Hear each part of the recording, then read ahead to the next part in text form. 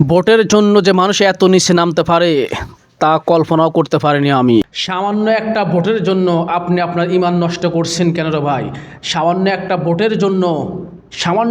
ভোটের জন্য আপনি যে ইসলামের বিরুদ্ধে গেলেন, সামান্য একটা ভোটের জন্য আপনি যে কাজটা করলেন, আপনারা এটা মোটে উচিত হচ্ছে না। আমি মুসলমান হিসেবে বলতে চাই, আজকে যে কাজটা আপনারা করছেন, লক্ষ্মীপুর জেলা রামগতি উপজেলার যে কাজটা আপনারা করছেন, 16ই ডিসেম্বর মহান স্বাধীনতা দিবস উপলক্ষে আপনারা যে কাজটা করছেন, একদম ইসলাম বিরোধী কাজ করছেন। অন্যকে আপনারা দমাতে গিয়ে আজকে মুসলমানের বিরুদ্ধে চলে গেছেন। আপনারা ইমান আপনাদের আছে কিনা আল্লাহ ভালো জানে। টুপি পরা, পাঞ্জাবি পরা, নারীকে দর্শন, নারীর ইজ্জত তুলে নিচ্ছে, এটা টুপির ধারের বিরুদ্ধে আপনারা গেছেন, পাঞ্জাবির বিরুদ্ধে গেলেন, আপনারা কি ইসলামের বিরুদ্ধে চলে গেলেন?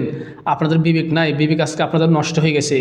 আপনাদের অন্তরকে এইভাবে স্প্রে করে পরিষ্কার করতে হবে। আপনাদের ঈমান নষ্ট হয়ে গেল সামান্য একটা ভোটের জন্য। আপনারা আজকে ইসলামের বিরুদ্ধে চলে গেলেন। আপনারা টুপি, দাড়ি, এমনকি পাঞ্জাবি, এটা হচ্ছে আমাদের নবীর সুন্নত, ওটার বিরুদ্ধে আপনারা চলে গেলেন সামান্য একটা ভোটের জন্য। সামান্য ভোটের জন্য আপনারা ইসলামের বিরুদ্ধে চলে গেলেন।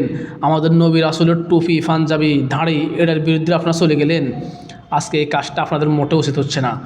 বাংলাদেশের মানুষ আপনাদেরকে আসলে মন থেকে কখনোই চাইবে না, কারণ আপনারা যতই স্বৈরাচার শেখ হাসিনা যা বুঝাইছে আপনারা এখন তা করেন।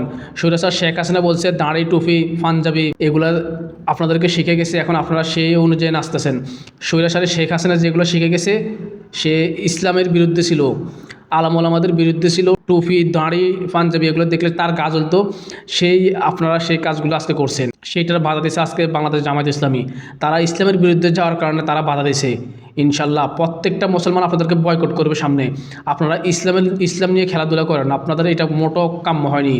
আপনারা ইসলামের নবী রাসূলের বিরুদ্ধে চলে গেলেন। পাঞ্জাবি, টুপি, দাড়ি এগুলো তো হচ্ছে আমাদের নবী রাসূলের সুন্নত, আপনারা সেগুলো নিয়ে আপনারা মজা করেন। এখন আল্লাহ যদি আপনাদেরকে হেদায়েত দান করে, আর কেউ আপনাদের হেদায়েত দান করতে পারে না। ভিডিওটা অবশ্যই সবাই লাইক, কমেন্ট, শেয়ার করবেন। ধন্যবাদ সবাইকে। আসসালামু আলাইকুম ওয়া রাহমাতুল্লাহ।